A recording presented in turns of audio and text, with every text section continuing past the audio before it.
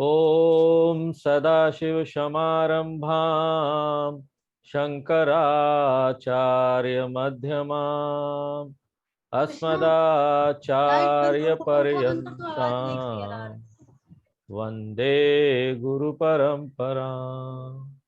ओम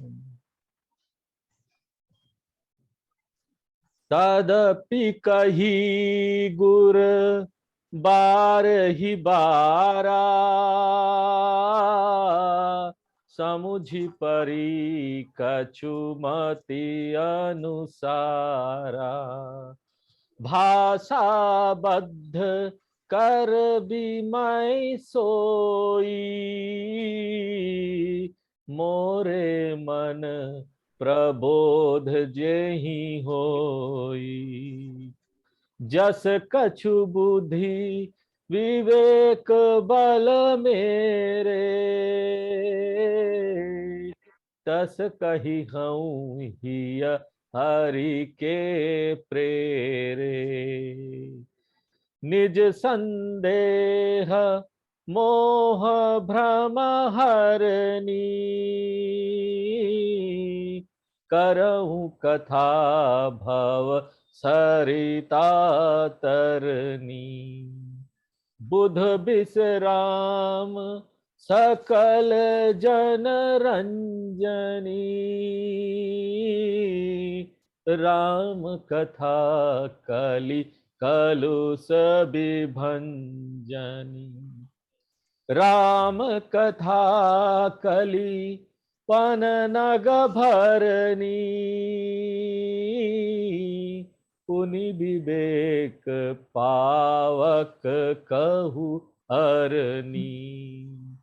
राम कथा कलि कामद गाई, सुजन सजीवनी मूरी सुहाई। सोई वसुधा तल सुधा तरंगिणी, भय भंजनी भ्रम मेक भुअंगिनी। असुर सेन सम नरक निकंदनी, साधु विबुध कुल हित गिरि नंदनी। संत समाज पयोधिर मासी, विश्व भार भर अचल क्षमासी। जम गण मुह मसी जग जमुनासी, जीवन मुकुति हेतु जनु कासी। राम ही प्रिय पावनी तुलसी सी,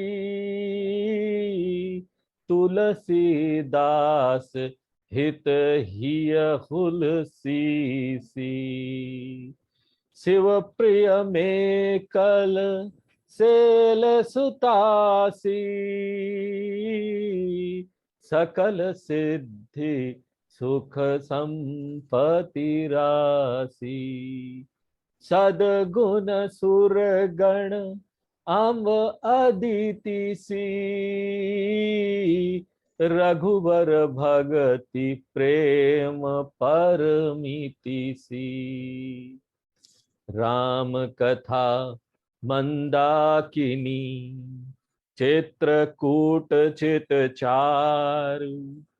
तुलसी सुबघ स्नेह बन, सिय रघुवीर बिहारू। सियावर रामचंद्र की जय, पवन सुत हनुमान की जय। बोलो भय सब संतन की जय। 31 नंबर दोहा। तो तुलसीदास जी लगभग 5 वर्ष सूकर क्षेत्र, अयोध्या के निकट एक स्थान है, वहां पर उसके गुरु, कौन थे गुरु तुलसीदास जी के? नरहरि दास जी, उनके पास रहे। और बार बार ये कथा उन्होंने अपने गुरु से सुनी। तो देखो ये श्रवण का बहुत महत्व है। गुरु के मुख से श्रवण करना, ये इसी से ज्ञान प्राप्त होता है। ज्ञान और कोई तरीके से प्राप्त नहीं होगा। अपना किताब पढ़ते रहिए, इतना सब सेल्फ स्टडी करते रहिए, वो नहीं होता। इसलिए हमारे जितने भी आचार्य लोग, संत लोग, महात्मा लोग हैं, देखो वो सब अपने गुरु के मुख से उन्होंने सुना। तो बार बार ये कथा, और एक बार नहीं, बार बार सुना। और वेदांत में भी ऐसे ही होता है, कथा में भी ऐसे ही होता है, वेदांत शास्त्र में भी ऐसे ही। एक बार सुनने से कुछ समझ में नहीं आता, बार बार सुनते रहो ना, तब जाकर चित्त में चढ़ता है, तब जाकर समझ में आता पहले क्या बोला गया, अभी क्या बोला गया, सही में जो बोला जा रहा है उसका अर्थ क्या है। वेदांत में तो परमात्मा का परिभाषा बता रहे, जीव का बताते हैं, बंधन का बताते हैं, मुक्ति क्या, ज्ञान क्या। धीरे धीरे पहली बार में कुछ ये सब समझ में नहीं आता, एक बार, दो बार, तीन बार, चार बार, बार बार सुनते सुनते ना धीरे धीरे चित्त में चढ़ जाता है, संस्कार बन जाता है। देखिए जिसके पुण्य, पूर्व जन्म के बहुत पुण्य जो लेके आए हैं ना, बहुत पुण्य है जिनके पास, उनके लिए तो ये आसान होता है। एक बार सुनते उनको जल्दी समझ में आ जाता है। नहीं तो ये कथा भी ना मुश्किल होता है समझने की, क्या बोला जा रहा है। यहाँ पर क्या बोल रहे तुलसीदास जी, समुझी परी कछु मति अनुसार, अर्थात जितनी बुद्धि हो उतना ही ज्ञान समझ में आता है। इसलिए बुद्धि को बढ़ाने का क्या क्या तरीका क्या है। यहाँ पर तो स्कूल में, कॉलेज में जाओ तो बोलते हो पढ़ो, टीचर से बुद्धि बढ़ेगा। ट्यूशन व्यूशन में जाओ, बुद्धि बढ़ेगा, थोड़ा सा समझ में आएगा। लेकिन यहाँ वो नहीं है। आध्यात्मिक साधना में यहाँ पर तो ये है कि जिसने शरणागति की वो किसी भी हालत में, और उसने ये प्रयत्न करना अपना शुरू कर दिया कि हम अपने बुद्धि को शांत करके और उसको ना सत्संग में लगाएंगे, धीरे धीरे बुद्धि शांत करते जाएंगे, काम क्रोध मद लोभ मोह ये शुद्ध करते जाएंगे, कर्मयोग करते जाएंगे। इससे क्या होगा, बुद्धि की क्षमता बढ़ते जाएगी धीरे धीरे करके। और कथा का श्रवण करने से यही होता है ना, मन शुद्ध होता है, क्षमता बुद्धि की बढ़ते जाती है। भाषा बद्ध कर भी मैं सोई, गोस्वामी जी कहते हैं कि जो कुछ हमारी समझ में आया वो हम भाषा में लिख रहे हैं। यहाँ पर देखिए उनके गुरु ने, नरहरि दास जी ने गोस्वामी जी को संस्कृत में एक कथा सुनाई थी, और उसके बाद पहली बार गोस्वामी जी ने इसको हिंदी, अवधी भाषा में लिखा, हिंदी भी बोल सकते हैं इसको। उनको किस लिए लिखा, अरे मन का प्रबोध प्राप्त हो, संतोष प्राप्त हो, उनको अपना संतोष के लिखा। अपने संतोष के लिए ये करना चाहिए। हम सत्संग करते हैं ना दूसरों को परिवर्तित करने के लिए नहीं, पहला काम अपना, हमको समझ में आ जाए, पहला हम सुन रहे हैं, हम परिवर्तित हो जाए, हमको समझ में आ जाए, उसके बाद साथ साथ अगर कोई देख रहा है मुझे ऐसा करते हुए, प्रेरित हो रहा है, उसको लाभ हो रहा है, तो बहुत बड़ी बात है। तो भगवान की कथा लिखना, आध्यात्मिक ग्रंथों की रचना करना, ये एक साधना है जो तुलसीदास जी ने किया। क्योंकि आप ये कथा लिखोगे, सुनोगे, लिखते रहो बार बार, वो बार बार आपका चिंतन भी तो होगा। लिखने के लिए सोचना पड़ता है ना, बिना दिमाग लगाए लिख भी थोड़ी ना सकते हैं। इससे व्यक्ति का चित्त शुद्ध, अंतर्मुखी बनता जाएगा, उसका मन एक जगह एकाग्र भटकेगा नहीं इधर उधर। और यही तो पात्रता है, यही चाहिए। ये होने से ही तो आत्मज्ञान, परमात्मा ज्ञान, ये सब अभी बहुत कठिन लगता है सुनने में, लेकिन यही चीजें बड़ी आसान और बहुत अच्छी लगने लगेगी। ऐसा लगेगा अरे भैया ये तो मक्खन है, हमको सब समझ में आ गया, क्या बात है, इसके अलावा तो और कुछ चीज ही नहीं, ऐसा लगने लगेगा। और देखो श्रवण कर, यहाँ बोलते ना हमारे शास्त्रों में, श्रवण करने से ना ये कम समझ में आता है। उससे भी ज्यादा समझ में आता है जब आप किसी को बताओ, बोलने के लिए बहुत सोचना पड़ता, बहुत पढ़ना पड़ता है। सुनने के लिए तो आके बैठ जाओ बस, सुनने के लिए ज्यादा नहीं, बोलने के लिए तो आपको बहुत तैयारी करनी पड़ती है, बहुत ज्यादा भैया। और उससे भी अधिक क्या, लिखने के लिए। तो लिखने से अगर आप लिखो ना तो ज्ञान बहुत दृढ़ होता है। यही बात तुलसीदास जी कह रहे हैं, मोरे मन प्रबोध जेहि होई। हम इसको लिखेंगे भाषाबद्ध करेंगे तो ये हमारे हृदय में दृढ़ होगा, दूसरों के लिए नहीं, हमारा हृदय दृढ़ होगा, सुस्थायी होगा, ज्यादा सुनिश्चित और दृढ़ रूप धारण करेगा। इसलिए मुख्य रूप से अपने ही लाभ के लिए भगवान के चरित्र के ग्रंथ की रचना वो कर रहे हैं, मेरा लाभ हो, लेकिन इसके साथ साथ अगर दूसरे का लाभ हो तो वो भी लोक कल्याण होगा, लोगों का भला होगा। क्या बात। भारतीय संस्कृति यही है, हमारे शास्त्र, हमारा धर्म, हमारा संस्कृति यही तो बात करता है कि अपना कल्याण करते हुए लोक कल्याण करो। देखो कई लोग यहाँ होते हैं, हम सेवा करेंगे, सेवा, अरे जाओ भाई सेवा करो, तैयार तो खुद हो नहीं, दूसरों का सेवा क्या करो। तुम खुद ही डर रहे हो, भयभीत तो हो, खुद ही अंदर से छोटे हो, तो अभी दूसरों का सेवा करने की ताकत कहाँ है। पहले अपना कल्याण करो। जीवन में सब बोलते हैं, ऐसा बोलने से ऐसा ना, स्वामी जी आप बोलते बड़े स्वार्थी टाइप का लगता है, अपना कल्याण करो, हम क्या दूसरों का सेवा नहीं कर सकते। अरे भैया सबसे बड़ा सेवा अपना कल्याण। जिस दिन तुम अपना कल्याण कर लोगे ना, उस दिन पूरे परिवार, पूरे समाज का सेवा हो गया, क्योंकि आप ही इतने अच्छे हो जाओगे कि सब लोगों का आपसे भला होने लगेगा। तो सबसे पहले क्या जीवन में उद्देश्य होना चाहिए? अपना कल्याण। अपना कल्याण करते हुए साइड से कुछ लोगों को मिल जाए तो चलो ठीक है, लेकिन मुख्य वो नहीं होना चाहिए, मुख्य सेवा नहीं होना चाहिए।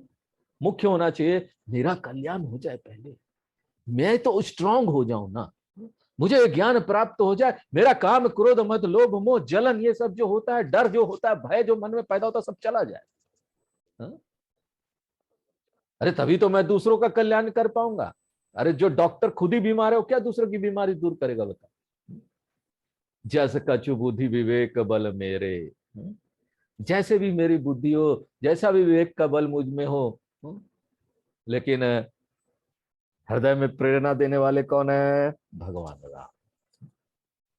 भगवान प्रेरणा देंगे, ये विश्वास होना चाहिए मन के अंदर, कमजोर नहीं होना चाहिए, हमसे नहीं होगा, हमसे नहीं होगा, नहीं होगा। अरे भगवान को लाओ ना, मांगो उनसे शक्ति, मांगो, हे भगवान हम ये करने जा रहे हैं, हमको शक्ति दो भगवान, हम अपने अंदर परिवर्तन ला सके, हमसे ये नहीं हो रहा है, हमको शक्ति दो।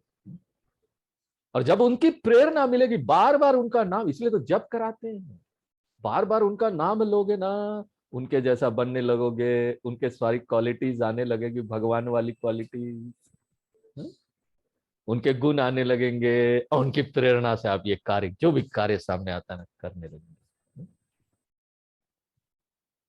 हम सोचते हैं कि हमारे अंदर से हम ये शक्ति ला रहे हैं, हम ये कर रहे हैं, हम ये कर रहे हैं, हमको हमको आ रहा है, हम देखो हम कर रहे हैं। अरे भैया अंदर का जो प्रेरक तत्व है वो अपना परमात्मा ही तो है, और कौन है? उसी को तो आह्वान करना है कि ज्यादा से ज्यादा हो। वही शुद्ध अनंत चेतना हमारे अंदर प्रेरणा रूप में, और उस चेतना के बिना तो कुछ भी संभव नहीं है। निज संदेह मोह भ्रम हरणी, ये कथा सुनने वाले का जो संदेह है जो है ना भगवान के प्रति, वो कथा सुनते सुनते, और जो मोह है और भ्रम है वो सब दूर कर देती है कथा। अध्यात्म विद्या अपना उद्धार करती है, अपना, दूसरों का नहीं, अपना। तुलसीदास जी भी यही करते, हमें उनसे शिक्षा लेनी चाहिए।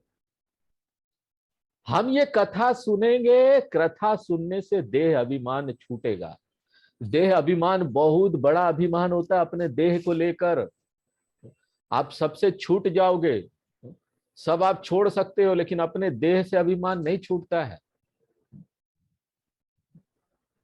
और कथा श्रवण से ना बड़ी आसानी से देह अभिमान छूट, और देह अभिमान छूटेगा तब जाकर तो वो देह के पीछे जो शुद्ध सच्चिदानंद स्वरूप है उसका ज्ञान हमको होगा। ये सब अविद्या के कारण ही है। हमारा मोह या भ्रम जो है किसके कारण? अविद्या। अविद्या क्या?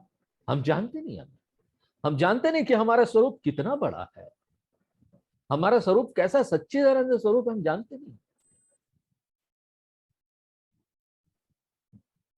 और ये जो ज्ञान है ना, इसी भ्रम को दूर कर देती, मोह भ्रम दूर हो जाता है इससे। करूं कथा भव सरिता तरंग, तुलसीदास जी कहते हैं कि ये कथा जो हम कह रहे हैं, ये संसार रूपी सरिता को पार कर जाने के लिए नाव के समय, तरनी नाव के समय, कथा का ज्ञान जैसे जैसे हृदय में आने लगता है ना, व्यक्ति ना संसार से निवृत्त, तो उसको संसार में अच्छा नहीं लगेगा। उसको लगेगा हम अपना समय बर्बाद कर रहे हैं, ये समय, ये तो हमको जो शरीर मिला है, ये महान उद्देश्य के लिए मिला है। इतने बड़े भगवान, इतनी बड़ी चीज थी जिसको हम बुलाए बैठे थे। हमारे स्वामी जी प्रवचन करते हैं, हमारे गुरु जी इंदौर में। तो वो एक बड़ी अच्छी बात बोलते हैं कि लोग बोलते हैं कि वो लोग सन्यासी हैं, तो लोग बोलते हैं कि भाई आप लोग बड़े वैरागी हैं, वैरागी।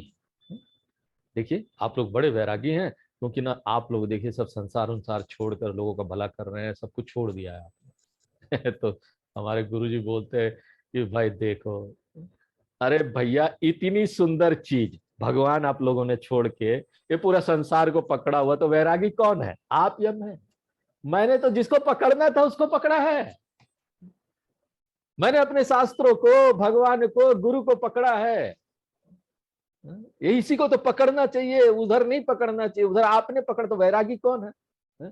अरे सोना और इतना अच्छा हीरा मोती को छोड़कर, अरे डस्ट में, यहाँ पर धूल मिट्टी में पकड़े हुए धूल मिट्टी को, तो कौन है वैरागी? धूल मिट्टी जो पकड़ा हुआ वो वैरागी है ना, आप लोग वैरागी है बहुत बड़े।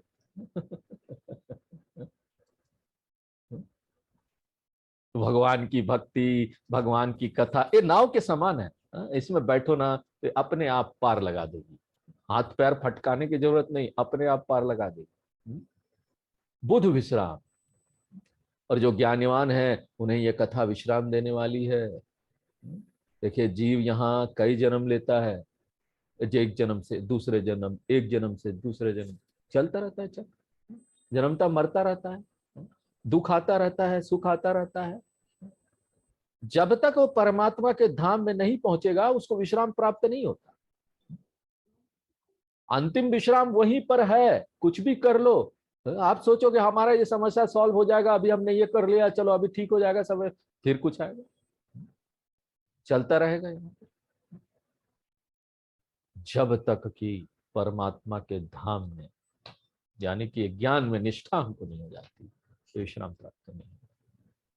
सकल जन रंजनी, और ये ज्ञानी अज्ञानी सबको सुख देती है कथा।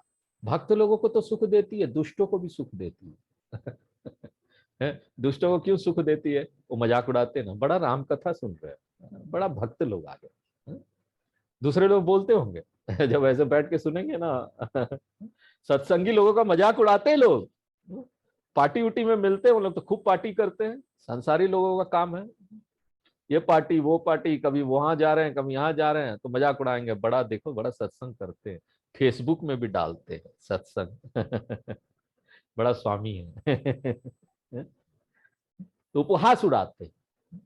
अब उनको उपहास से अगर उड़ाते हैं तो कुछ तो बोलते हैं ना, कुछ तो देखते हैं ना, स्वामी, सत्संग, राम जी, रामायण, वो भी, उनको भी सुख मिलता है उससे, मजा आता है। राम कथा कली कलुष विभंजन। देखो किस कोई निंदा करे ना तो हमको ऐसे ही देखना चाहिए, पॉजिटिव होकर देखना चाहिए। उपहास कर रहा उनको सुख मिल रहा है, जाने दो। उनको भी सुख मिल रहा है किसी न किसी तरीके से, बेचारे। उपहास उड़ा रहे। राम कथा कली कलुष विमंजनी, भगवान की कथा कलयुग के कलुष को नष्ट करने वाली। ये कलयुग का मल क्या है पता है? या खूब झगड़ा उगड़ा होने वाला, और झगड़ा का कारण आजकल हो रहा है ना। इतना युद्ध चल रहा यूक्रेन और रशिया में, भयंकर युद्ध चल रहा, और कोई भी यहाँ पर संघर्ष होता है ना उसका कारण एक ही होता है और कुछ नहीं। काम क्रोध मद लोभ मोह मात्सर्य, वो इसको नहीं आगे बढ़ने देता, वो देश इसको नहीं आगे, मैं तुमको आगे बढ़ने नहीं दूंगा, मैं तुमको आगे बढ़ने नहीं दूंगा, अच्छा चलो युद्ध। ये सब कलयुग का ये सब विकार है, और ये मन से पैदा होता है। आपका मन और अहंकार, यही आदमी है ना। युद्ध कौन लड़ता है? कौन निर्णय लेता है हमको युद्ध लड़ना है, हमको झगड़ा करना है? इंसान लेता है। उसके मन में ये सब गंदी बातें आती तभी तो, उसके मन में विकार आता है तभी तो। भगवान की कथा चाहे कहो चाहे श्रवण करो, दोनों ही प्रकार से व्यक्ति के मानसिक विकार क्या होते, दूर होने लगते, आसानी से दूर होने लगते। राम कथा कलिपन नग भर। राम कथा कलयुग रूपी सर्प के लिए ना मोरनी के समान, कलयुग सर्प है और राम कथा क्या है, मोरनी। मोर क्या करे, सांप को खा जाए। भरनी का एक अर्थ तो मोरनी हुआ, दूसरा अर्थ है सर्प का विष उतारने वाली एक मंत्र होता है जिसको भरनी बोलते हैं, मंत्र। इसका क्या अर्थ है कि आजकल कलयुग रूपी सर्प ने सबको डस रखा है, सब कलयुग रूपी सर्प से डसे हुए हैं। इस सर्प विष के कारण ही काम क्रोध आदि रोग उत्पन्न हो गए हैं। इसी के कारण ये सब काम क्रोध मद लोभ मोह सब संसार में समस्या इसी के कारण। भगवान की कथा न इस कलयुग रूपी सर्प का विष उतारने को एक मंत्र के समान, भरनी मंत्र के समान है। और कुछ कुछ लोग ना इस शब्द का तीसरा अर्थ भी बताते हैं, भरनी का। भरनी बोलते हैं एक चूहा जैसा जीव होता है,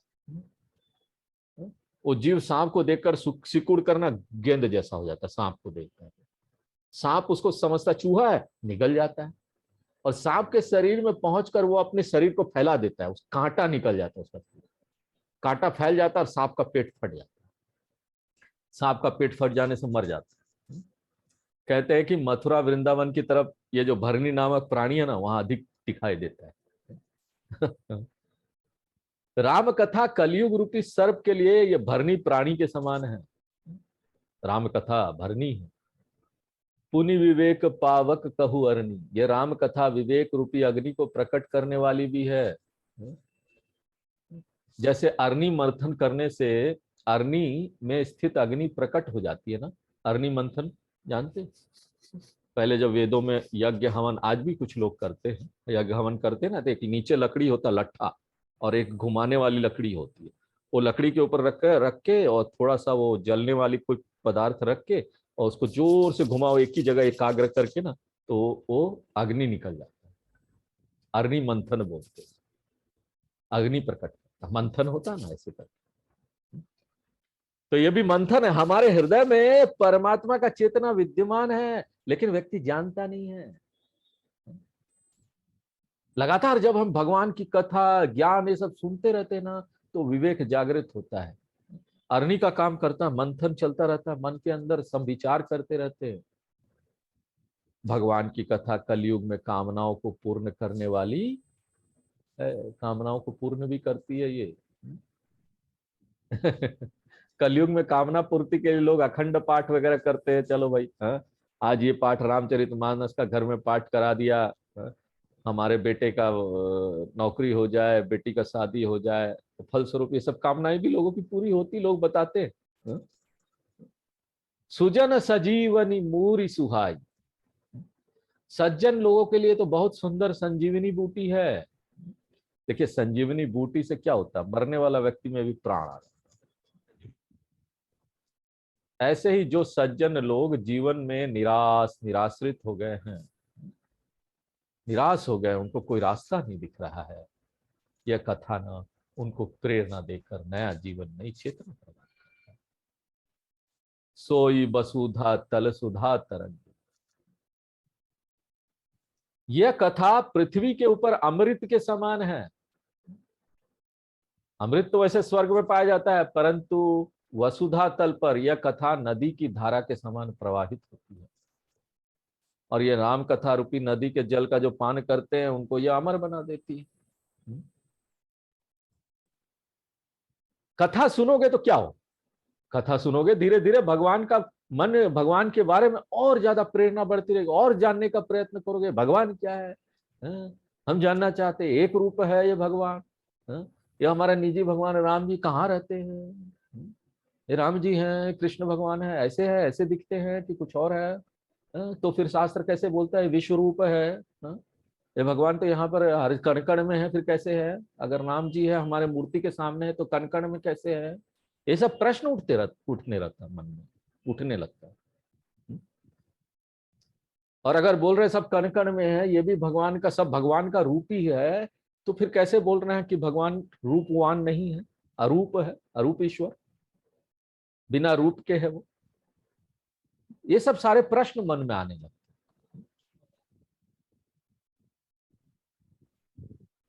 तो इसको कथा को सुनकर अज्ञान मिटेगा, आत्मज्ञान आएगा। तब जाकर व्यक्ति को पता चलेगा ना कि वो ना यहाँ पर नश्वर चीज नहीं है, छोटा मोटा व्यक्ति नहीं है, वो बहुत बड़ा है, बहुत बड़ा व्यक्ति है, हमारा आत्मा है। यहाँ वो ऐसा नहीं है कुछ समय के लिए आया चला जाएगा फिर नहीं रहेगा।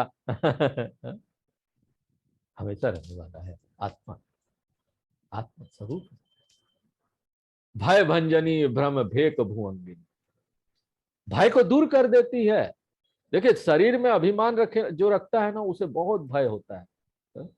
जब भी कुछ होगा भय होने लगेगा, हम चला ना जाए, क्या हो जाएगा पता नहीं। और ये कथा कैसे है, ये जो भय रूपी मेढक है ना, इसको खा जाने वाली सर्प के समान है।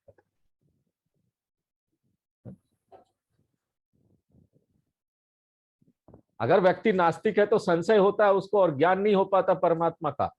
ऐसे व्यक्ति को भी ना कथा सुनने से उसका भ्रम और संशय दूर होता है, ज्ञान उत्पन्न, परमात्मा में आस्तिकता है, भक्ति आए, ज्ञान आए, परमात्मा में आस्तिकता आए।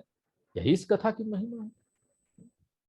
असुर सेन सम नरक निकंदन, असुर की सेना के समान जो नरक है उसका नाश करने वाली ये कथा है।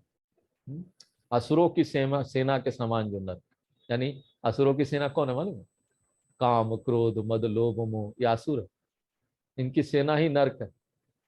भगवान की कथा सुनोगे तो नरक जाने की नौबत नहीं आएगी, ये सब चीज समस्या नहीं आएगी।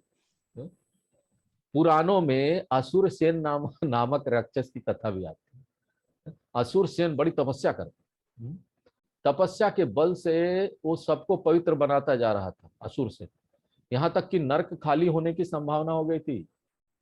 हाँ? तो जैसे असुर सेन ने नरक को एक तरह से नाश कर दिया था, नरक में कोई था ही नहीं, ऐसे ही इस कथा को कहने सुनने वाले फिर नरक में कहाँ जाने वाले? उनको तो नरक से छुटकारा मिलने ही वाला है। जो भी सुन रहा है, जो बोल रहा है, उसको नरक नहीं मिलने वाला है। इसलिए बड़ा निश्चिंत हो जाओ, सुनो आराम से कथा, नरक नहीं जाना पड़ेगा। साधु विभूत कुल हित गिरि नंदिनी, यह कथा साधु रूपी देवताओं के कुल के लिए पार्वती जी अथवा गंगा जी की तरह है। सज्जन रूपी देवता, जो सज्जन लोग है ना, वो तो देवता की तरह ही है। सज्जन लोग, उनको पाप मुक्त करके विश्राम देने वाली है कथा। संत समाज पयोधी, क्षीर सागर के समान है यह कथा, उसमें लक्ष्मी जी के समान है। संत लोग एकत्र होकर परस्पर चर्चा करते हैं तो कथा उनके बीच ऐसे ही प्रकट होती है जैसे समुद्र मंथन से लक्ष्मी जी। क्या हुआ था, दुर्वासा ऋषि के श्राप से लक्ष्मी जी समुद्र में समा गई और भगवान नारायण अकेले रह गए। बेचारे, देख पत्नी चली गई। फिर समुद्र मंथन जब हुआ तो लक्ष्मी जी समुद्र से निकली और फिर नारायण भगवान को प्राप्त हुई। देखते हैं कि लक्ष्मी जी समुद्र में से उत्पन्न होती है और नारायण जी के साथ समुद्र में ही रहती है। ऐसे ही भगवान की कथा संत समाज में ही उत्पन्न होती है और संत समाज में ही वास करती है। इसलिए असंत समाज जहां पर लोग सत्संगी नहीं है ना, ये कथा को बोलने का भी प्रयत्न मत कीजिए। आप सोचेंगे कि जो सत्संगी नहीं, चाहे आपके अपने परिवार के लोग क्यों ना हो, आपका अपना भाई बेटा पति पत्नी अगल बगल वाले असंत होंगे तो उनके बीच कथा रहेगा क्या? बोल तो रहे पहले कि संत समाज में ही कथा वास करेगी। असंत है तो क्या कर लोगे आप उसको? कथा भी नहीं, आओ बैठो, अरे क्या बैठो। कोई नहीं बैठेगा। संत समाज छोड़कर यह कथा और कहीं नहीं जाती भाई, यह कथा संत समाज में ही। विश्व भार भर अचल समाज क्षमा से, कहते हैं कि विश्व का भार धारण करने वाली क्षमा यानी पृथ्वी के समान यह भगवान की कथा भी सारे विश्व का भार अपने पर धारण किए, माने सब लोगों के पापों को दूर करके सबको विश्राम शांति देने वाली है। यह कथा हमेशा पृथ्वी की तरह है। अब देखिए पृथ्वी बड़े तेजी से घूम रही है, आपको मालूम है? पृथ्वी बड़े तेजी से घूम रही है, दो तरीके से घूमती है पृथ्वी। आप यहाँ पर बैठे, आपको लग रहा है कि बड़ा पृथ्वी एक जगह खड़ा है, हम नहीं हिल रहे हैं। बहुत तेजी से पृथ्वी अपने धुरी पर गुर्र घूम रही है, पूरी पृथ्वी। एक तो यहां घूम रही है अपनी धुरी पर, और उसके बाद वो चारों तरफ चक्कर भी लगा रही है, सूर्य के चारों तरफ चक्कर लगा रही है। दो तरीके से ये घूम रही है, लेकिन ये अपना घूमना कभी रोकती नहीं है, उसमें वो अचल है, एक तरीके से अपना नियम का पालन करती है। ऐसा भी नहीं होता थोड़ा कम, अगर थोड़ा कम घूमे ना पृथ्वी, क्या होने वाला, दुनिया नष्ट हो जाएगी अगर उसका स्पीड थोड़ा भी कम हो जाए तो या वो सूर्य के चारों तरफ वाला स्पीड कम हो जाए तो ऐसे ही ना, यह कथा अपने कार्यों, कथा का कार्य क्या होता है, कथा का क्या कार्य, ज्ञान देना, शक्ति देना, विश्राम देना, मन को शुद्ध करना। इसमें यह कथा अचल, पृथ्वी की तरह अचल। जिस तरह पृथ्वी अपना नियम का पालन करती, कथा अपने नियम का पालन करेगी करेगी। जम गन मुंह मसी जग जमुनासी, यमराज के गनों के मुंह में यमुना जी के समान स्याही लगाने वाली है। ये क्या कथा है भाई? यमुना जी सूर्य की पुत्री है और यमराज जी की बहन। पुराणों में कथा आती है कि भाई दूज के दिन यमराज यमुना जी के घर आए और उनको वरदान दिया कि देखो भाई, तुम्हारे जल में जो स्नान करेगा ना, वो फिर नरक में नहीं आएगा। इस प्रकार कोई भी व्यक्ति जो यमुना में स्नान करके आता है ना, उसको अगर यमदूत लेने आए ना, तो यमुना स्नान के प्रभाव के कारण यमराज उसको नरक नहीं ले जा पाएंगे। तो इसका मतलब क्या हुआ कि यमराज के दूतों के मुख में कालिक लगी, स्याही लगा दिया, अरे जाओ, तुम ले ही नहीं जा सकते। बेचारों को वापस लौटना पड़ा।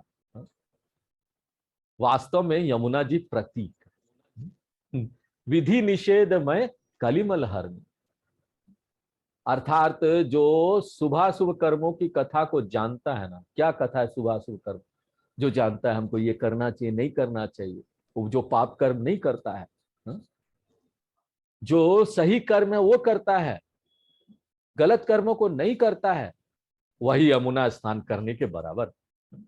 समझो को वो व्यक्ति यमुना स्नान करे, ऐसा व्यक्ति पाप नहीं करेगा, क्योंकि उसको पता है शास्त्रों में लिखा हुआ है ये करना चाहिए नहीं करना चाहिए, हमको पता है, हमारे आचार्य लोग बोलते हैं नहीं, विधि कर्म को ही करना है। उसके नरक में जाने की कोई बात नहीं रह जाती, क्योंकि वो पाप नहीं करेगा। जीवन मुक्ति हेतु जनु काशी, जैसे काशी में मरने वाला जीव ना मुक्त हो जाते हैं, ऐसे ही कथा जीवों को काशी के समान मुक्ति प्रदान करने वाली है। कथा सुनते सुनते व्यक्ति के पाप दूर हो जाते हैं, पता भी नहीं चलता उसको।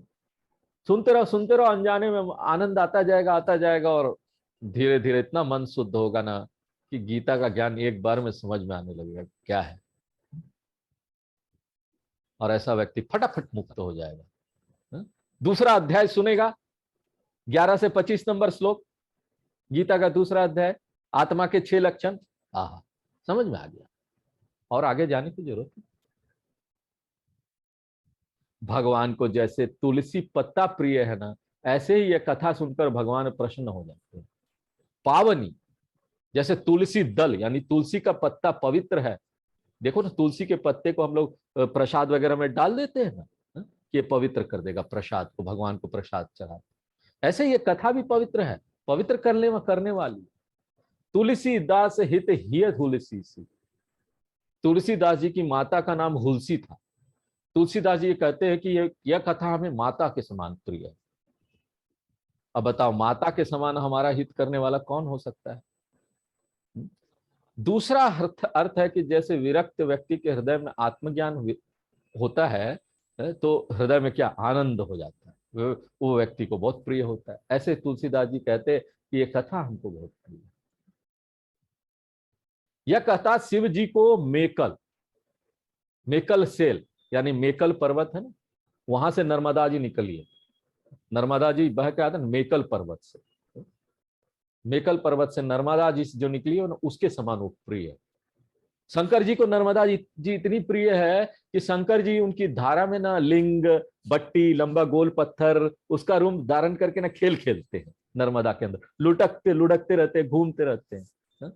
वहां के लोग आते हैं नर्मदा में स्नान करने, उठा के ले जाते हैं गोल गोल पत्थर, वो शंकर जी। इसलिए वो जो वहां से लेके आते हैं ना नर्मदा से, वो शंकर जी अपने घर में रखते हैं उसको, उसको बोलते हैं नर्मदेश्वर। ये देखो नर्मदेश्वर है। सकल सिद्धि सुख संपत्ति राशि, यह कथा समस्त सिद्धि सुख की राशि है। अर्थात इस कथा को पढ़ते पढ़ते मन शांत संतुलित हो जाता है, सुनते सुनते संतुलित हो जाता है। यह कथा के प्रभाव से सिद्धि प्राप्त होना है। संपत्ति माने भौतिक संपत्ति के साथ आध्यात्मिक संपत्ति क्या है, सठ संपत्ति सब प्राप्त होगा। सदगुण सुरगुण अम अदिति सी, सदगुणों को उत्पन्न करने वाली अदिति माता के समान ये कथा है। पुराणों में की कथा में अदिति के पुत्र देवता थे, इसी प्रकार इस कथा से सदगुण उत्पन्न होता है। भगवान की इस कथा से भगवान की भक्ति की तो कोई सीमा ही नहीं रह जाती। राम कथा मंदाकिनी, जैसे राम कथा मंदाकिनी नदी के समान है। यह नदी चित्रकूट पर्वत के समान 12 मास बहती रहती है, उसके पर्वत के सामने है। और संतों का जो चित्त है वो भी शुद्ध होता है चित्रकूट पर्वत।